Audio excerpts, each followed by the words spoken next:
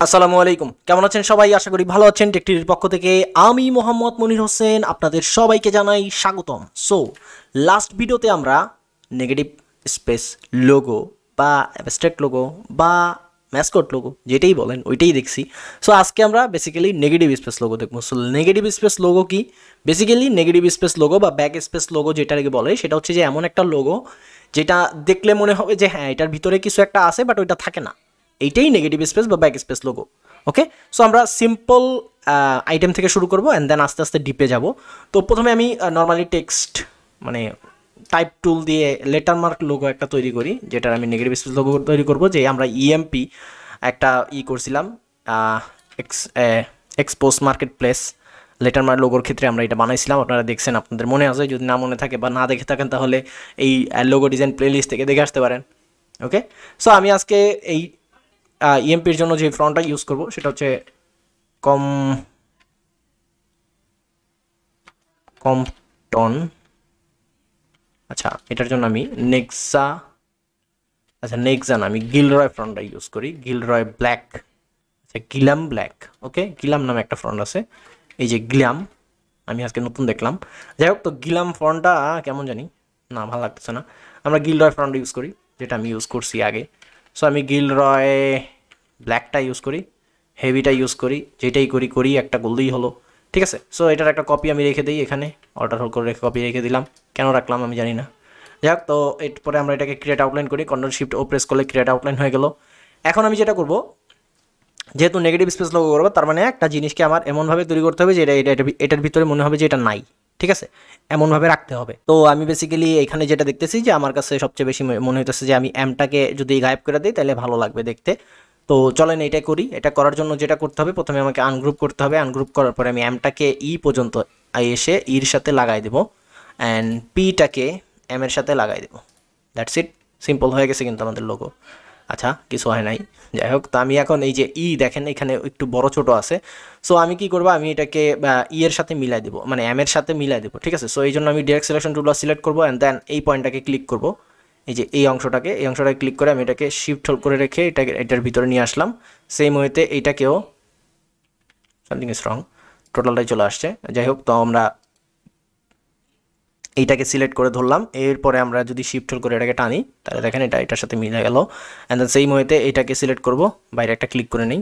এটাকে সিলেক্ট করার পরে এইটাকে ধরে আমরা টান দিব, শিফট হোল্ড করে রাখি, তাহলে আঁকাবাঁকা হবে না। ওকে, সো মিলাই দিলাম। এখন আমরা কি করব, আমরা এমটাকে লুকায় রাখি। চলেন, এমটাকে লুকানোর জন্য একটা সিস্টেম আছে, সেটা হচ্ছে যে Ctrl+3 যদি আমরা প্রেস করি তাহলে এটা হাইড হয়ে গেল। এটা আছে, এইখানেই আছে, বাট এটা হাইড অবস্থায় আছে। ঠিক আছে, সো এটাকে আমরা নিয়ে আসবো, Ctrl+3 দিলে আবার চলে আসবে।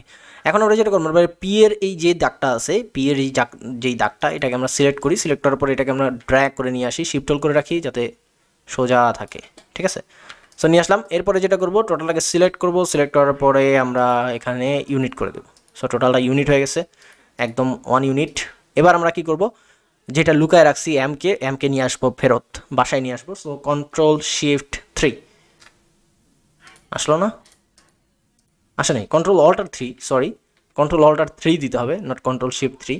সো চলে আসছে এম। এখন আমরা কি করব, আমরা শিফট হোল্ড করে রেখে এইটাকেও সিলেক্ট করব। দুইটাকে সিলেক্ট করার পরে কি করব, আমরা এখান থেকে মাইনাস ফন্ট করে দেবো। Sorry, something is wrong. কি রং? কারণ হচ্ছে এইটা উপরে আছে, ওইটা নিচে আছে। সো এটাকে আমরা সেন্ড টু ব্যাক করতে পারি। সেন্ড টু ব্যাক করার শর্টকাট হচ্ছে Ctrl+Shift+3 ওপেনিং দিলাম, 2-3 বার দিলাম, তাহলে এমটা উপরে চলে আসছে। এবার টোটালটা সিলেক্ট করি, প্যাথফাইন্ডারে যাই, এখান থেকে মাইনাস ফন্ট করে দিই, তাহলে এম কিন্তু গায়েব হয়ে গেছে। এখন আপনারা যদি একটু খেয়াল করেন যে দেখেন এখানে কিন্তু এম নাই, একটা ত্রিভুজ আছে আর একটা ত্রিভুজ আছে কেমন যেন কাটা কাটা।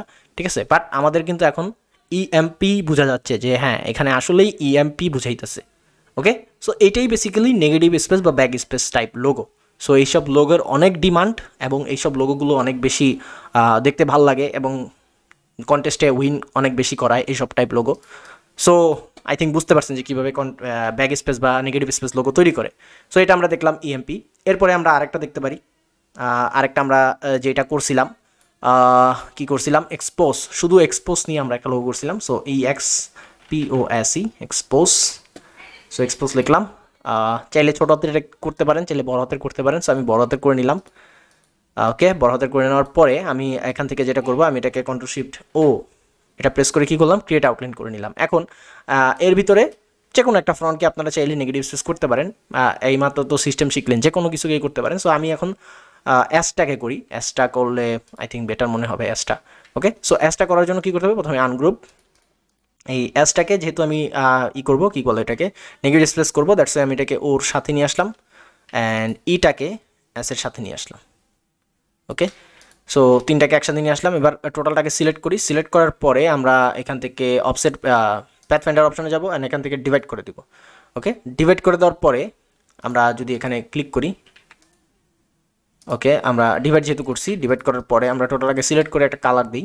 চলেন, এই যে কালার দিলাম, এখান থেকে আমি ডিরেক্ট সিলেকশন টুল নেই এবং এটাকে বের করে নিয়ে আসি, ডিলিট করে দিই। এরপর অ্যাসটাকে ধরে আমি অ্যাসটাকে ডিলিট করে দিই। বাস, এরপরে বাকি যেটুকু আছে এইটুকু আমরা সিলেক্ট করে, আচ্ছা গ্রুপ করা আছে, সো আনগ্রুপ করে নেই। আনগ্রুপ করে এই যে এতটুকু করে আমরা ইউনিট করি, আবার এখান থেকে একটু বাকি আছে, সো এতটুকু ইউনিট করে দিলাম। চাইলে আপনারা এতটুকু এইটাকেও ডিলিট করে দিতে পারেন, এই যে এইটুকু অংশ যেটুকু এক্সট্রা আছে, সেম ওয়েতে এখান থেকেও এক্সট্রা কিছু আছে, ওইটাকেও ডিলিট করে দিতে পারেন। এখানেও কিছু আছে সম্ভবত, চাইলে ডিলিট করতে পারেন, না চাইলে নাই, সমস্যা নেই। ডিলিট না করলেও দেখতে ভালো লাগবো, ডিলিট করলেও ভালো লাগবো। এই তো হয়ে গেছে এক্সপোজ লোগো। সো দেখেন এখানে কিন্তু অ্যাসটা নাই, বাট তারপরেও এখানে মনে হইতেছে যে হ্যাঁ অ্যাসটাকে বুঝে যাইতেছে যে EXPOSE। বাট আমি যদি সামনে থেকে দেখি একবারে জুম করে, তাহলে কিন্তু এটা অ্যাস না, কিছুই না, শুধু শুধু কি এটা কি হয়ে আছে আল্লাহ জানে। ঠিক আছে, তারপরেও এটা হচ্ছে একটা ক্রিয়েটিভ লোগো, এটাকে বলা হয় নেগেটিভ স্পেস লোগো বা back space logo. I think বুঝতে পারছেন যে কীভাবে আমরা ফ্রন্ট দিয়ে নেগেটিভ স্পেস লোগো তৈরি করতে পারি। এরপরে ধরেন অ্যাবস্ট্রাক্ট লোগোরে আমরা যদি এরকম নেগেটিভ স্পেস লোগো তৈরি করতে চাই, অ্যাবস্ট্রাক্ট লোগো, সেটা কীভাবে করা যায়, সেটা আরও ইজি। আরও সবচেয়ে ফেমাস একটা লোগো আমি এখন তৈরি করে দেখাবো আপনাদের। সেটা হচ্ছে যে কুম্ফু পান্ডা, আমরা অনেকেই দেখছি কুম্ফু পান্ডা, ওই যে মোটা মোটা একটা পান্ডা আছে না, ওইটা। তো ওইটার যে লোগোটা থাকে এটাকে কি বলে জানো, ইয়াম লোগো। ঠিক আছে, ওই যে ড্রাগনের যে একটা চিহ্ন থাকে গোল রাউন্ড শেপের ভিতরে ব্ল্যাক অ্যান্ড হোয়াইট দুইটা সাইড থাকে। সো ওই লোগোটা কীভাবে বানায় দেখেন, ওই লোগোটা বানানো একদম ইজি। তো আমি জাস্ট এটারে একটা কপি করলাম, সো Ctrl+C দিয়ে কপি করলাম, Ctrl+F দিয়ে পেস্ট করলাম এই সার্কেলটাকে। এরপরে যেটা কপি হয়েছে সেটা সো সিলেক্টেড আছে, এটাকে আমি শিফট হোল্ড করে রেখে এটাকে আমি মিডল পর্যন্ত নিয়ে যাই, এই যে মিডল পর্যন্ত নিয়ে গেলাম। এবার এইটাকে আমি কপি করবো, Ctrl+C Ctrl+F, এইটাকে আমি অল্টার এবং শিফট দুইটাই ধরবো, ধরার পরে এটাকে আমি ছোটো করবো, একদম মিডল পর্যন্ত নিয়ে যাব, এই যে। সো আমার কাছে তিনটা লাইন হয়েছে। এবার আমি এই দুইটা সার্কেলকে ধরবো, নট ওই ভিতরেরটা সহ। সো এটা ধরলাম এবং এটা ধরলাম, এই দুইটা ধরার পরে অল্টার হোল্ড করে রেখে আমি এটাকে একটা কপি করবো, একদম সেম ওয়েতে এইখানে রাখবো। সো লোগো কিন্তু আমার বানানো শেষ। এখন আমি যেটা করবো, এটার আরেকটা কপি করবো, Ctrl+C, এই যে বাইরের যে লাইন আছে এইটাকে, এবং Ctrl+F দিয়ে এখানে পেস্ট করলাম। এবং আমরা লুকোচুরি খেলা শিখছি, সো Ctrl+3 প্রেস করলে এটা লুকোচুরি খেলার মতো এটা ভিতরে একটা লক হয়ে গেল, একটা মানে আসে থাকলো। এবার টোটালটাকে সিলেক্ট করলাম, সিলেক্ট করার পরে Shift+M প্রেস করি, শেপ বিল্ডার টুল চলে আসলো। এবার আমি এখান থেকে এটাকে মিলাই দিই এবং এইটাকে এটার সাথে মিলাই দিই। এখান থেকে আমি একটাকে কালার দিব, কি জানো, ব্ল্যাক। ওকে, অ্যান্ড এটার কালার হবে ব্ল্যাক, দ্যাটস ইট। তো টোটালটাকে এবার সিলেক্ট করে আমি জাস্ট এখান থেকে স্ট্রোকটাকে অফ করে দিই, হয়ে গেছে লোগো।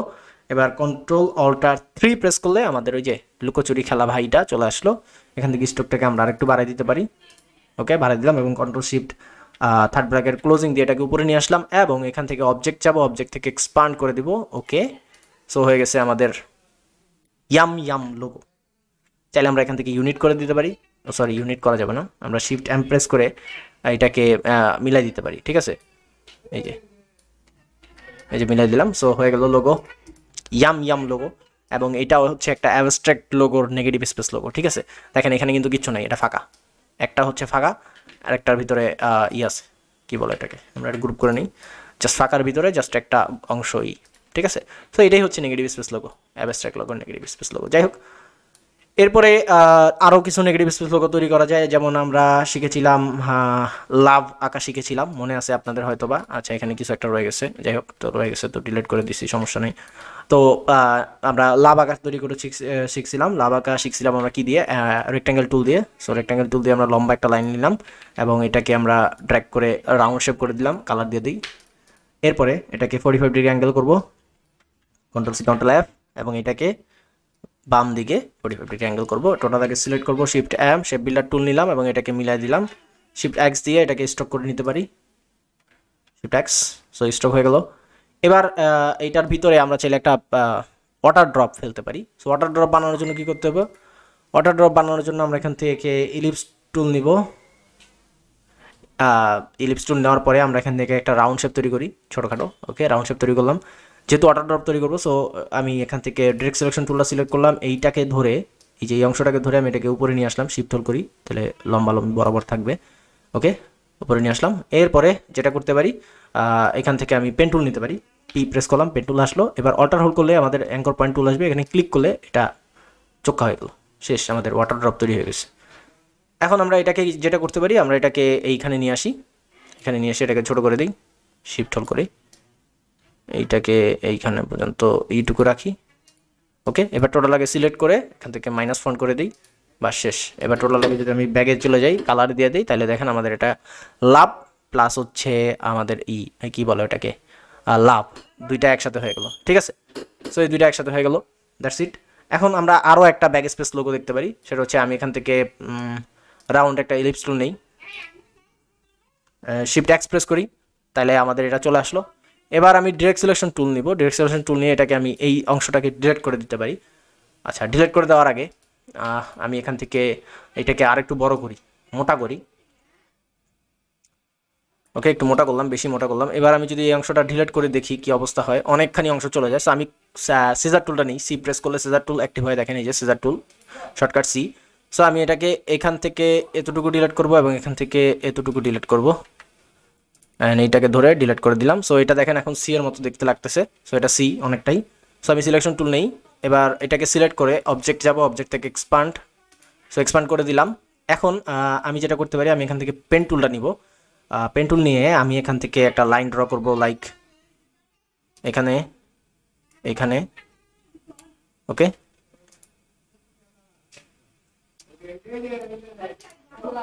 এইটুক, ঠিক আছে। এবার টোটাল আগে সিলেক্ট করে এখান থেকে আমি মাইনাস ফন্ট করে দিই, দ্যাটস ইট। তাইলে এটা দেখতে এখন কেমন লাগতেছে আমি একটু বলতেছি, দাঁড়ান, এখানে 3টা ডট বসাই দিই, তাইলে আরও ভালো লাগবে দেখতে, 2টা 3টা। এবার টোটাল আগে গ্রুপ করি, গ্রুপ করার পর এটা সিলেক্ট করে এটাকে মিডলে নিয়ে যাই, দ্যাটস ইট। এটা বেশি বাইরে নেওয়া যাবে না। তাহলে দেখেন এটা এখন আমার নেগেটিভ স্পেস লোগো হয়েছে, এমন একটা লোগো হয়েছে যেটা হচ্ছে আমাকে সি বুঝাইতেছে, আবার চ্যাটিংও বুঝাইতেছে। ঠিক আছে, চ্যাটিংয়ের একটা চিহ্ন চলে আসছে।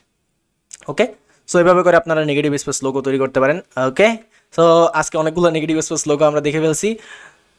সো আই থিঙ্ক আপনারা বুঝতে পারছেন যে কীভাবে নেগেটিভ স্পেস লোগো তৈরি করা হয়। সামনে আমরা আরও কিছু নেগেটিভ স্পেস লোগো তৈরি করা দেখবো। সো আজকের ভিডিও এই পর্যন্ত, আশা করি ভিডিওটি বুঝতে পেরেছেন। যারা ফেসবুকে দেখতেছেন, যারা নতুন আছেন, তারা অবশ্যই পেজটা লাইক করবেন এবং ফলো করবেন। আর যারা ইউটিউবে আছেন, যারা নতুন আছেন, তারা অবশ্যই সাবস্ক্রাইব করবেন এবং পাশে থাকা বেল আইকনটি প্রেস করে দিবেন। আর যারা পুরাতন আছেন, তারা সবাই লাইক, কমেন্ট এন্ড শেয়ার করবেন। নেক্সট ভিডিওতে দেখা হবে, ততদিন পর্যন্ত সবাই ভালো থাকুন, সুস্থ থাকুন। আল্লাহ হাফেজ, আসসালামু আলাইকুম।